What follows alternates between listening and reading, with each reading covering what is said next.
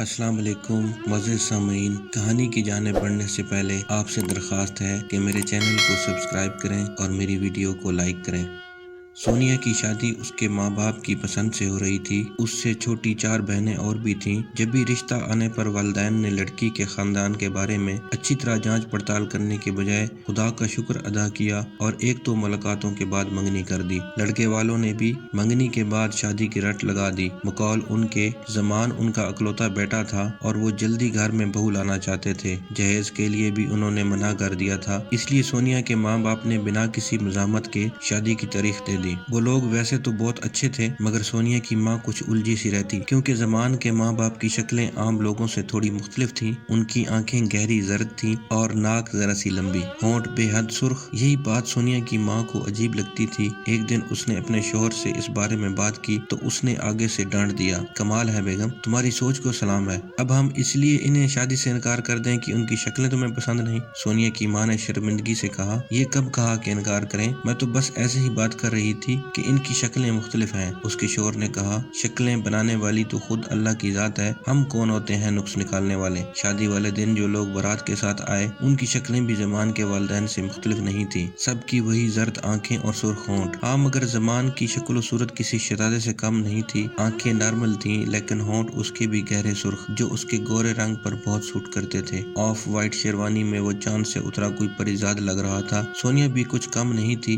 دونوں کی جوڑی بالکل پرفیکٹ لگ رہی تھی۔ رخصتی کے وقت سونیا کو زمان کے ساتھ پچھلی سیٹ پر بٹھا کر اس کی ساس خود آگے بیٹھ گئی اور سسر کار ڈرائیو کرنے لگا۔ باقی باراتیوں کی گاڑیاں ان کے پیچھے تھیں۔ کار ایک گھر کے سامنے رکی تو سونیا کی ساس اس کا لہنگا سنبھالتے ہوئے اسے اندر لے گئی۔ سونیا پر اشتیاق نظروں سے اپنا نیا گھر دیکھنے لگی، جو بہت پیارا تھا لیکن کوئی سجاوٹ نہیں کی گئی تھی، صرف اس کا کمرہ سجا ہوا تھا۔ زمان کی ماں نے اسے آرام کا کہا اور چلی گئی۔ کافی دیر گزر گئی۔ سونیا نے ٹائم دیکھا، رات کا 1 بج رہا تھا۔ کیسے عجیب لوگ ہیں، کھانا تک نہیں دیا، اور یہ زمان کہاں رہ گئے؟ اس نے سوچا اور بے چارگی سے لہنگا سمیٹتے ہوئے خود ہی اٹھ کر باہر آ گئی۔ شادی والے گھر میں مہمانوں کی چہل پہل کی بجائے گہرا سناٹا تھا۔ وہ حیرانگی سے ادھر ادھر دیکھتے ہوئے گھر میں گھومنے لگی اور بڑبڑانے لگی، کہاں چلے گئے سب؟ شادی والے گھر میں قبرستان جیسی خاموشی ہے۔ نئی نویلی دلہن کے ساتھ ایسا سلوک کرتے ہیں کیا؟ بھوک سے اس کی جان نکل رہی تھی۔ کچن نظر آیا تو وہاں گھس گئی۔ ابھی وہ کھانے کے لیے کچھ ڈھونڈ ہی رہی تھی کہ کسی کے قدموں کی آڑ سنائی دی۔ اس نے باہر دیکھا تو زمان کھڑا تھا۔ تم کچن میں کیا کر رہی ہو؟ سونیا اسے دیکھ کر گھبرا گئی، کیونکہ وہ پہلی دفعہ اس سے مخاطب ہوا تھا۔ شادی سے پہلے جب وہ گھر آیا تھا تو دونوں نے صرف ایک نظر دیکھا تھا ایک دوسرے کو۔ اس نے اپنی بے ترتیب سانسوں پر قابو پاتے ہوئے کہا، وہ مجھے بھوک لگی تھی، کھانا کسی نے دیا ہی نہیں تو خود لینے آ گئی۔ زمان نے معذرت کے انداز میں کہا، اوہ، ابھی تو کچھ ہوگا بھی نہیں گھر میں کھانے کے لیے، بازار بھی بند ہو چکا ہوگا۔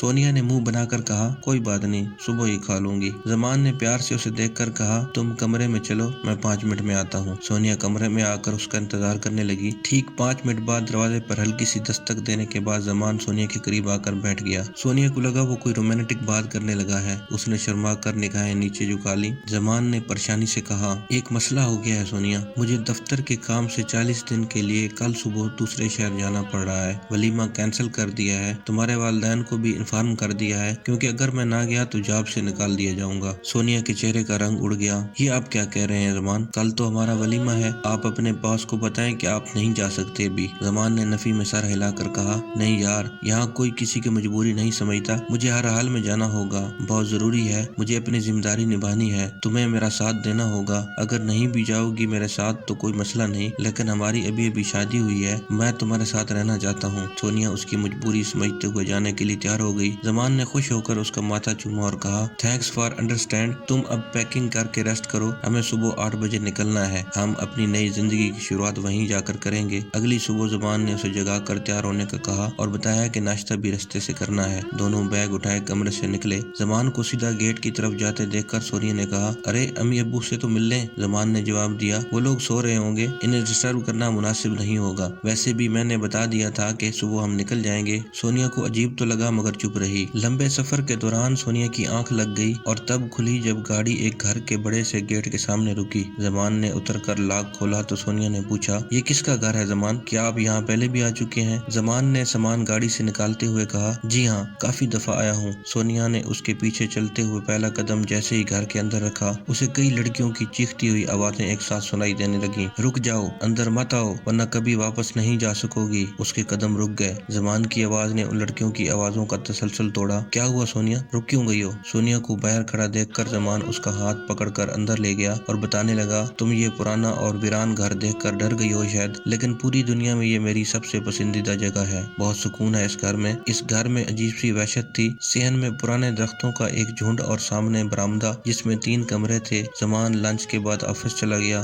سونیا سامان سیٹ کرنے کے بعد لیٹ گئی۔ نیم غنودگی میں اس نے عجیب سا خواب دیکھا۔ 6 دلہنیں ایک آدمی کے ارد گرد کھڑی آپس میں جھگڑ رہی تھیں۔ سونیا نے اس آدمی کا چہرہ دیکھا، وہ زمان تھا۔ سب اسے بازوؤں اور کندھوں سے پکڑ کر اپنی اپنی طرف کھینچ رہی تھیں اور بول رہی تھیں، یہ میرا شوہر ہے، نہیں یہ میرا شوہر ہے، تم چھوڑو یہ میرا دلہا ہے۔ سونیا ان سب کے بیچ سے زمان کو کھینچنے لگی اور بولی، پیچھے ہٹو تم سب، یہ میرا شوہر ہے۔ سب اونچی آوازوں میں جھگڑنے لگیں اور سونیا کی آنکھ کھل گئی۔ شام کو جب زمان آیا تو اس نے خواب سنا کر معصومیت سے کہا، زمان آپ دوسری شادی تو نہیں کریں گے نا؟ یہ سن کر وہ زور زور سے ہنسنے لگا، تم بھی نہ سونیا۔ سونیا نے غصے سے اسے گھورا تو وہ اس کا ہاتھ تھام کر اسے اپنی محبت اور وفاداری کا یقین دلانے لگا۔ رات کو دونوں ایک دوسرے میں دیر تک کھوئے رہے۔ 2 بجے کے قریب سونیا شاور لے کر آئی تو زمان سو چکا تھا۔ وہ آئینے کے سامنے کھڑی ہو کر بال سکھانے لگی۔ اب وہ بھی سہاگن ہو چکی تھی۔ اسے اپنا رنگ روپ مزید نکھرا محسوس ہو رہا تھا۔ آئینے میں برآمدے والی کھلی کھڑکی نظر آ رہی تھی۔ وہاں ایک لڑکی کھڑی اسے گھور رہی تھی جس کے پھیکے سے چہرے پر لمبے لمبے کٹ لگے تھے جیسے بلیڈ یا چاقو سے لگائے گئے ہوں۔ سونیا نے مڑ کر دیکھا، کھڑکی میں کوئی نہیں تھا۔ اس نے دوبارہ آئینے میں دیکھا تو وہ موجود تھی۔ سونیا نے غور سے دیکھا، یہ انہی لڑکیوں میں سے ایک تھی جو دلہن بنی زمان کو اپنا دلہا بول رہی تھی۔ سونیا نے چیختے ہوئے زمان کو جگایا۔ زمان نے لائٹس آن کر کے دیکھا، باہر کوئی نہیں تھا۔ سونیا کو خوفزدہ دیکھ کر وہ اس کے بال سلانے لگا اور وہ پرسکون ہو کر سو گئی۔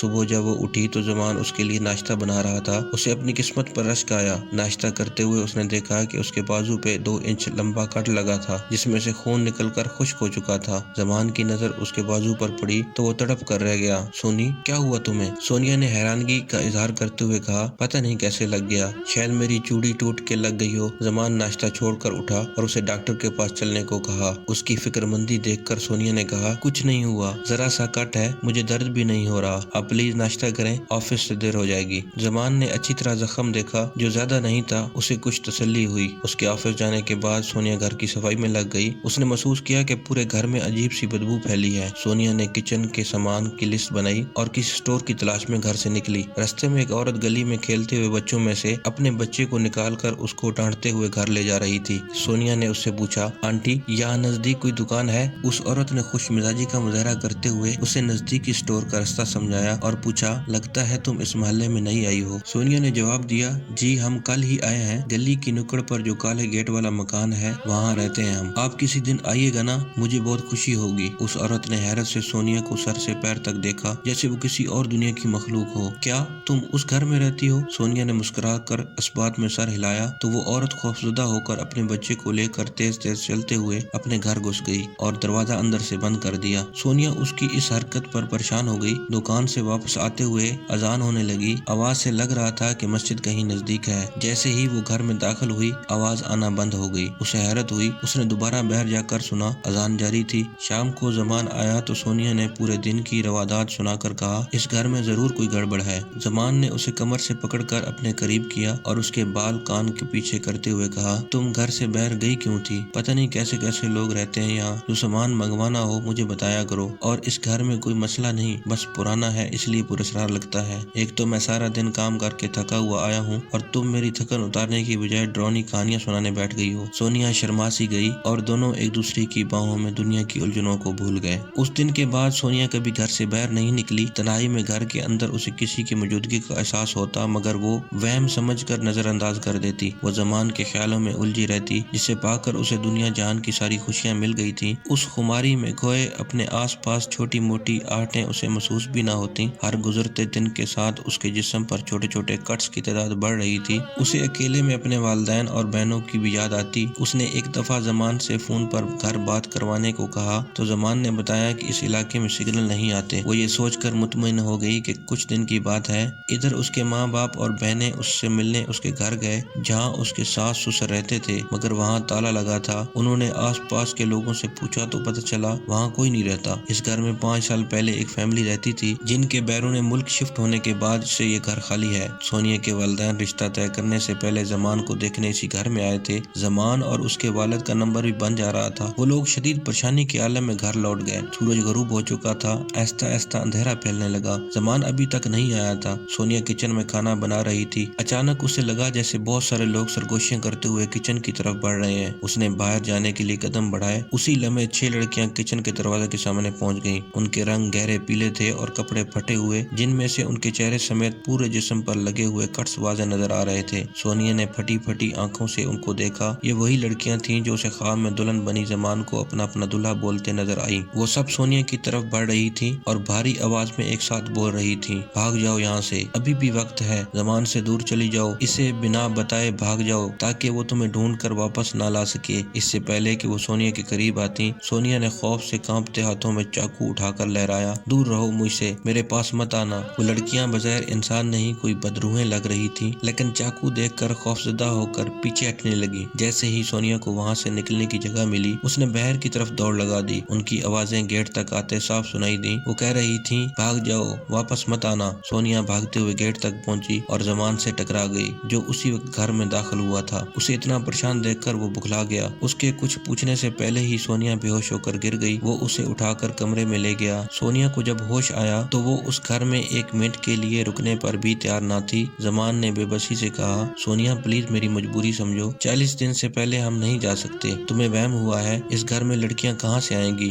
سونیا نے اپنے جسم پر لگے لاتعداد کٹس اسے دکھاتے ہوئے کہا، یہ دیکھیں زمان، یہ انہوں نے ہی کیا ہے میرے ساتھ، ان کے اپنے جسموں پر بھی ایسے ہی نشان ہیں، میں یہاں نہیں رہ سکتی، آپ پلیز مجھے واپس چھوڑائیں۔ زمان نے اس کی بات جھٹلاتے ہوئے کہا، تم جیولری پہن کر سوتی ہو اس لیے یہ کٹ لگ گئے ہوں گے۔ سونیا خدا کے لیے میرا دماغ خراب مت کرو، مجھے تمہاری ذہنی حالت پر شک ہونے لگا ہے، اب تمہیں تنہا رہنے کی عادت نہیں ہے اس لیے اتنا وہم پال رکھا ہے، میں اپنی امی کو یہاں بلوا لیتا ہوں، اب تو ٹھیک ہے نا؟ سونیا روتے ہوئے سو گئی۔ زمان آہستہ سے دروازہ بند کر کے باہر آیا اور درختوں کے جھنڈ کے نیچے ہاتھ جوڑ کر کھڑا ہو گیا۔ آنکھیں بند کر کے دھیمی آواز میں بولنے لگا، اے رانی تشنکا، اے کالی طاقتوں کی ملکہ، اے شیطان کی عظیم پجارن، جیسے تو نے اب تک میرا ساتھ دیا ویسے ہی اب بھی میری مدد کر۔ میری طاقت ابھی اتنی نہیں کہ ان 6 لڑکیوں کی بھٹکتی روحوں کو سونیا سے دور رکھ سکوں، وہ اسے یہاں سے بھگانے کی کوشش میں ہے، تو ہی ہے جو ان کو روک سکتی ہے، میری مدد کو پہنچ جلدی۔ اپنا پیغام رانی تک پہنچا کر وہ کمرے میں چلا گیا۔ سونیا گزشتہ شام والے واقعے کے بعد خوف کے مارے بستر سے نہیں نکلی تھی۔ زمان نے اسے ناشتہ بھی کمرے میں لا کر دیا۔ دروازے پر دستک ہوئی تو زمان کے چہرے پر مسکراہٹ پھیل گئی۔ اس نے دروازہ کھولا تو سامنے وہی عورت کھڑی تھی جو سونیا کے گھر زمان کی ماں بن کر رشتہ لے کر گئی تھی۔ زمان عقیدت سے اپنے سینے پر ہاتھ رکھ کر ذرا سا جھکا اور کہا، مجھے پتا تھا میرے بلانے پر آپ ضرور آئیں گی رانی تشنکا، مجھے آپ کی مدد کی ضرورت تھی، میرا عمل مکمل ہونے میں صرف 11 دن رہ گئے ہیں، ایسے میں اگر سونیا کو ان بھٹکتی روحوں نے حقیقت بتا کر بھگا دیا تو میرے سالوں کی محنت رہ گا جاتی۔ تشنکا نے ممتا بھرے لہجے میں کہا، تو میرے بچوں جیسا ہے، میں اچھی طرح جانتی ہوں سونیا تیرا 7واں اور آخری شکار ہے، اس کے بعد تیرا عمل مکمل ہو جائے گا اور شیطان دیوتا تجھے کالی طاقتوں سے نواز دیں گے، تیرے دل کی مراد پوری ہو جائے گی۔ میرے بچے تو فکر مت کر، ان لڑکیوں کی روحوں کو میں قید کر دیتی ہوں، طاقتیں ملنے کے بعد تو خود سونیا سمیت ان سب کو ہمیشہ کے لیے اس قید سے رہائی دے دینا۔ زمان اسے اندر لے گیا، اس کا بس نہیں چل رہا تھا کہ اس کے آگے اپنی جان بچھا دیتا، جس کے دل میں انسانیت کے لیے ذرا بھی رحم نہیں تھا، جس نے کالی طاقتوں کے اصول کے لیے انگنت معصوموں کی جان لی تھی۔ اس تشنکا نے زمان کو ماں بن کر پالا تھا اور اب وہ اسے شیطان دیوتا کا خاص چیلا بنانے میں مدد کر رہی تھی۔ سونی، یہ دیکھو کون آیا ہے، اس نے کمرے میں جاتے ہی تشنکا کی طرف اشارہ کر کے اعلان کیا۔ سونیا خوشی کے مارے اس سے لپٹ گئی۔ آنٹی کیسی ہیں آپ؟ شکر ہے آپ آ گئیں، میں تو زمان سے کہہ رہی تھی کہ مجھے آپ لوگوں کے پاس چھوڑائیں۔ تشنکا نے اس کے ماتھے پر بوسہ دے کر کہا، ارے میری بچی کتنی کمزور ہو گئی ہو۔ دونوں باتوں میں لگ گئیں تو زمان آفس کا کہہ کر چلا گیا۔ تشنکا جب سے آئی تھی گھر کا ماحول پرسکون ہو گیا تھا۔ وہ لڑکیاں سونیا کو کبھی دوبارہ نظر نہیں آئیں، مگر سونیا دن بدن کمزور ہوتی جا رہی تھی، جسم پر لاتعداد کٹس لگ چکے تھے، آنکھوں کے گرد گہرے ہلکے اور رنگت پیلی پڑ گئی۔ تشنکا بظاہر اس کا خاص خیال رکھ رہی تھی، اسے جوس اور فروٹ خوب کھلاتی پلاتی۔ سونیا مطمئن تھی کیونکہ اس گھنونے کھیل سے باخبر تھی جو اس کے ساتھ کھیلا جا رہا تھا۔ اب 40 دن پورے ہونے میں بس 3 دن باقی تھے۔ زمان سونیا کو سلا کر تشنکا کے पास बैठा और जहरीली लहजे में कहने लगा, बस 3 दिन बाकी है रानी, इसके बाद मैं इंस्पेक्टर सजाद शाह को अजियतें दे देकर मारूंगा, जिसने मेरे माँ बाप को फांसी के फंदे तक पहुँचाया। मेरी जिंदगी का सबसे बड़ा मकसद अपने वालिदैन की मौत का बदला लेना है। अगर उसके पास रूहानी इल्म ना होते तो अब तक मैं उसे मौत के घाट उतार चुका होता। उसकी वजह से मैं लावारिस हो गया। अगर तुम मुझे ना संभालती तो गलियों में रुल कर मर चुका होता। तू मेरे लिए माँ से बढ़कर है। तशंका उसके सर पर हाथ फेरने लगी। सोनिया ने खुद को एक अंधेरे कमरे में पाया। वो 6 लड़कियां जंजीरों में जकड़ी रोते हुए उसे कह रही थी,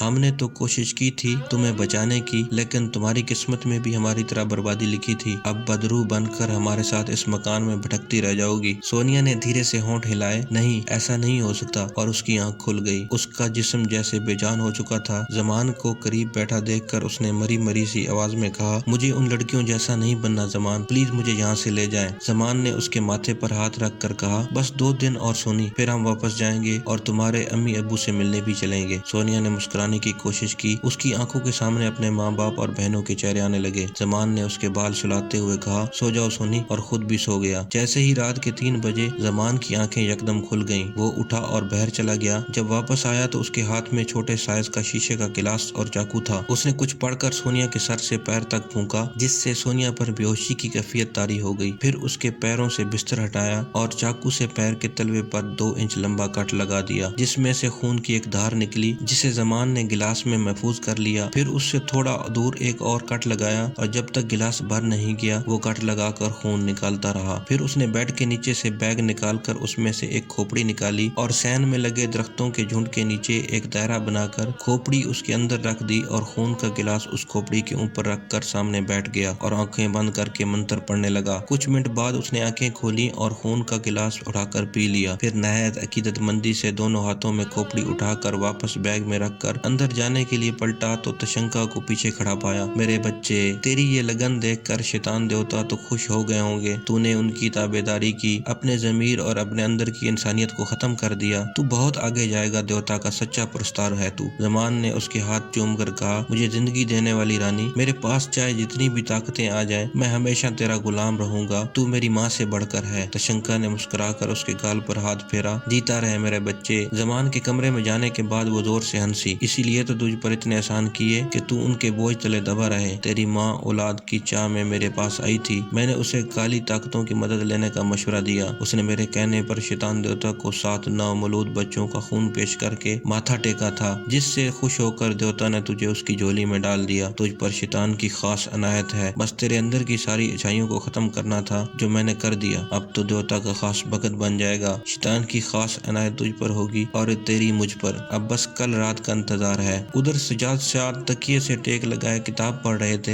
हुनैन ने दरवाजे पर हल्की सी दस्तक देकर उन्हें मुतवज्जा किया और कमरे में दाखिल होकर फरमाबरदारी से सर झुका कर कहा, जी बाबा जान, आपने बुलाया था मुझे। सजाद शाह ने किताब एक तरफ रख कर कहा, आज मैं आपके दोस्त हमाद के घर गया था। उसके वालिद से काम के सिलसिले में हमाद ने बताया कि आप इस मोहल्ले की किसी लड़की पर नजर रखे हुए हैं। हुनैन ने दिल ही दिल में हमाद को कोसते हुए माथे का पसीना साफ करके बोलने के लिए मुंह खोला, मगर आवाज नहीं निकल सकी। उसने खांस कर गला साफ किया और गोया हुआ, नहीं बाबा जान, मैंने कोई गंदी नजर नहीं रखी उस लड़की पर। एक दिन हमाद से मिलने गया था तो गली में नजर आई थी। बहुत मासूम और बाहया लगी, इसलिए हमाद से ऐसे ही उसके बारे में कभी कभार पूछ लेता हूँ। मुझे अपने खानदान की इज्जत और वकार का ख्याल है। आप जानते हैं मैंने आज तक कभी आपको शिकायत का मौका नहीं दिया। सजाद शाह उसका चेहरा गौर से देखकर उसकी दिल की कैफियत समझ गए और शफकत से कहा, मैंने हमाद के वालिदैन से उस लड़की के खानदान के बारे में मालूमात ले ली हैं। वो शरीफ लोग हैं। आप तैयार रहिएगा, कल रिश्ता लेकर जाएंगे उनके घर। हुनैन का चेहरा खिल उठा। वो अपनी खुशी को दबाते हुए, ठीक है बाबा जान, जैसे आपका हुक्म, कहकर कमरे से चला गया। सजाद शाह मुस्कुरा कर किताब पढ़ने लगे। उससे अगले दिन दोनों लड़की वालों के घर गए और आने का मकसद बयान किया। लड़की के वालिद के चेहरे पर तशवीश की लहर दौड़ गई। उन्होंने माजरत करते हुए कहा कि वो लोग अभी रिश्ता नहीं कर सकते। शाहजी ने इनकार की वजह जानना चाही तो लड़की के वालिद ने बताया कि उन्होंने 1 माह पहले ही अपनी बड़ी बेटी की शादी की है। उसके ससुराल वालों ने फ्रॉड किया, किसी और के घर को अपना कहा और शादी के बाद उनकी बेटी को लेकर गायब हो गए। आज तक उनका कोई सुराग नहीं मिल सका। पता नहीं उनके क्या इरादे थे, जो शादी के दूसरे दिन ही गायब हो गए। इसलिए वो लोग बहुत परेशान हैं। पुलिस भी उनकी मदद नहीं कर रही। शाहजी ने इस मामले पर सोचते हुए कहा, आप मेरे साथ पुलिस स्टेशन चलें। मैं एक रिटायर्ड पुलिस अफसर हूँ। अल्हम्दुलिल्लाह मेरे तल्लुकात इतने हैं कि बहुत जल्द आपकी آپ کی بیٹی تک پہنچ جائیں گے ہم، اللہ اس بچی کی حفاظت کرے، یہ معاملہ نمٹانے کے بعد آرام سے رشتے کے معاملات طے کر لیں گے۔ وہ لڑکی کے والدین کے ساتھ پولیس اسٹیشن گئے اور کیس سے متعلق ساری تفصیلات جمع کروا دیں۔ وہ اپنی بیٹی کی شادی کی تصویریں بھی لے گئے جن میں اس کے شوہر اور ساس سسر بھی تھے تاکہ پولیس کو انہیں ڈھونڈنے میں آسانی ہو۔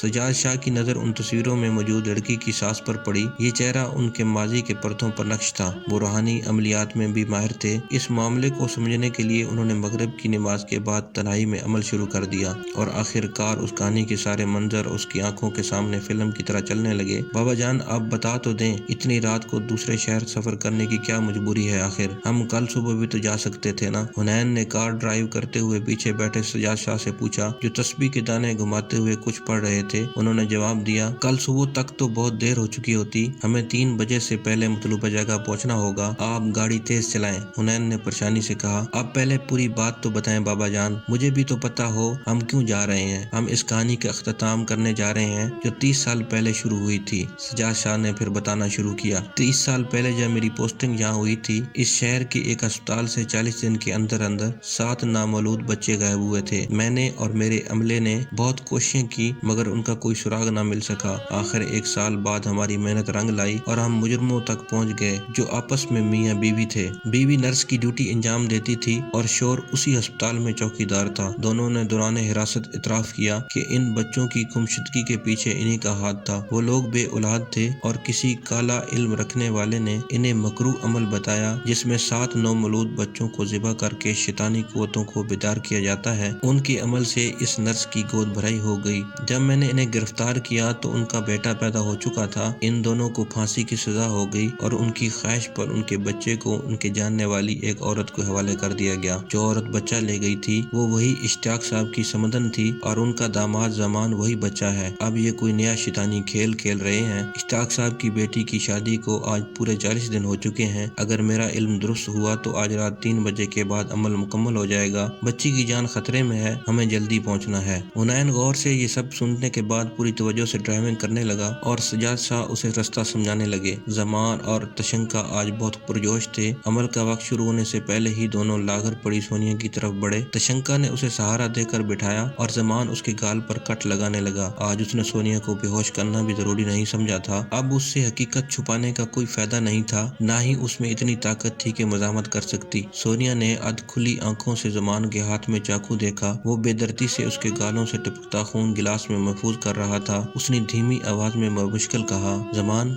یہ سب آپ کر رہے تھے میرے ساتھ؟ گلاس بھر گیا تو زمان سامنے سے اٹھ گیا۔ اس کی دھیمی سی آواز نکلنا بھی بند ہو گئی۔ تشنکا نے اسے چھوڑ دیا اور وہ بستر پر گر گئی۔ اس کی آنکھیں بند ہو گئیں۔ اس کی بند آنکھوں سے آنسو نکل کر گال پر بہہ گئے اور گردن ایک طرف ڈھلک گئی۔ زمان اور تشنکا باہر چلے گئے۔ صحن میں لوگوں کی گہما گہمی دیکھ کر زمان نے گھبرا کر تشنکا کو دیکھا۔ تشنکا نے اسے پچکار کر کہا، یہ سب ہمارے ہی ساتھی ہیں بیٹا، تیری خوشی میں شریک ہونے آئے ہیں۔ زمان نے سب کو غور سے دیکھا۔ زرد آنکھوں اور سرخ ہونٹوں والے یہ وہی لوگ تھے جو اس کی 7 شادیوں میں باراتی بنے تھے۔ اس نے دائرہ بنا کر کھوپڑی اس میں رکھی اور اوپر گراس رکھ دیا۔ اچانک تیز ہوا کے جھونکے آئے اور کھوپڑی روشن ہو گئی۔ تشنکا سمیت سب خوشی سے نعرے لگانے لگے، شیطان دیوتا خود حاضر ہو گئے۔ کھوپڑی میں سے ایک خوفناک آواز آئی، میرے تابدارو سب سن لو، اس لڑکے نے اپنی ماں کی طرح سچی لگن سے میری پرستش کی ہے۔ میں اس سے بہت خوش ہوں۔ آج میں اسے اتنی طاقت سے نوازوں گا کہ مستقبل میں جب جب میرا ذکر کیا جائے گا ساتھ اس کا ذکر بھی لازم ہوگا۔ تو روز مجھے پکارتا ہے نا، دور سے پوچھتا ہے مجھے، اپنا عمل شروع کر میرے لاڈلے، آج میں خود تیرے سامنے بیٹھ کر تیرا والہانہ پن دیکھوں گا۔ وہاں موجود سب شیطانی کارندے زمان کو مبارکباد دینے لگے۔ وہ خوشی کے مارے جذباتی ہو کر تشنکا کے گلے لگا اور اس کے ہاتھ چومنے کے بعد دیوتا کے سامنے بیٹھ کر منتر پڑھنا ابھی شروع ہی کیا تھا کہ ان شیطانی لوگوں میں ہلچل مچ گئی۔ سجاد شاہ اور حنین وہاں پہنچ چکے تھے۔ تشنکا نے حیرانگی سے کہا، یہ یہاں کیسے آ گئے؟ زمان سجاد شاہ کو دیکھ کر غصے سے تلملا اٹھا اور کھڑے ہو کر چلایا، تو آ گیا سجاد شاہ، آخر تیری موت تجھے خود ہی میرے سامنے لے آئی۔ آج 30 سال بعد میں تجھ سے اپنے ماں باپ کی موت کا انتقام لوں گا۔ تشنکا نے اسے ٹوک کر کہا، زمان تو پہلے اپنا عمل مکمل کر، وقت کم رہ گیا ہے، تب تک ہم لوگ اسے سنبھالتے ہیں۔ زمان بیٹھ کر تیز تیز منتر پڑھنے لگا۔ وہاں موجود شیطان کے کرندے چاروں طرف سے ان کی طرف بڑھنے لگے۔ سجاد شاہ نے اپنے اور حنین کے گرد حصار کر رکھا تھا جس کی وجہ سے سب ان کو ہاتھ لگانے کی کوشش کرتے ہوئے ایسے پیچھے گرے جیسے کسی نے اٹھا کر پٹخ دیا ہو۔ حنین یہ سب دیکھ کر وہیں گر گیا۔ پہلے کبھی اس کا سامنا ایسی صورتحال سے نہیں ہوا تھا۔ شاہ جی نے اسے سنبھالتے ہوئے چاروں کول پڑھ کر زمان کی طرف منہ کر کے پھونک مار دی۔ ان کی ذرا سی پھونک ایک تیز ہوا کے جھونکے کی صورت زمان کی طرف بڑھی اور کھوپڑی کے اوپر رکھا گلاس نیچے گر گیا۔ سارا خون مٹی میں مکس ہو گیا۔ تشنکا صدمے سے چلا اٹھی، پاگل بڈھے، یہ کیا کر دیا تو نے؟ ہماری سالوں کی محنت مٹی میں ملا دی۔ وہ زور زور سے چیخنے لگی۔ زمان کچھ لمحے بت بنا بیٹھا رہا۔ اس نے کبھی سوچا نہیں تھا کہ ایک ہی سیکنڈ میں اس کی ساری محنت ضائع ہو جائے گی۔ سجاد شاہ، تو نے اچھا نہیں کیا۔ وہ آنکھوں سے شعلے برساتا بپھرے ہوئے شیر کی طرح اٹھا اور غصے سے اپنا پیر زور سے زمین پر مارا۔ غلطی سے اس کا پیر شیطانی کھوپڑی پر پڑ گیا اور وہ چکنا چور ہو گئی۔ اس کے ٹوٹتے ہی بھونچال آ گیا۔ تشنکا دونوں ہاتھوں سے اپنا سر پیٹنے لگی۔ یہ تو نے کیا کر دیا زمان؟ شیطان دیوتا کی توہین کر دی۔ شیطان کی غصے سے چنگھاڑتی آواز فضا میں بلند ہوئی۔ گستاخ لڑکے، ابھی میں نے تجھے طاقت دی نہیں اور تو اتنا سرکش ہو گیا ہے۔ میری توہین بہت مہنگی پڑے گی تجھے۔ اس نے اپنے کارندوں کو حکم دیا کہ اسے مار ڈالو۔ پل بھر میں منظر بدلا۔ جو لوگ تھوڑی دیر پہلے زمان کی خوش قسمتی پہ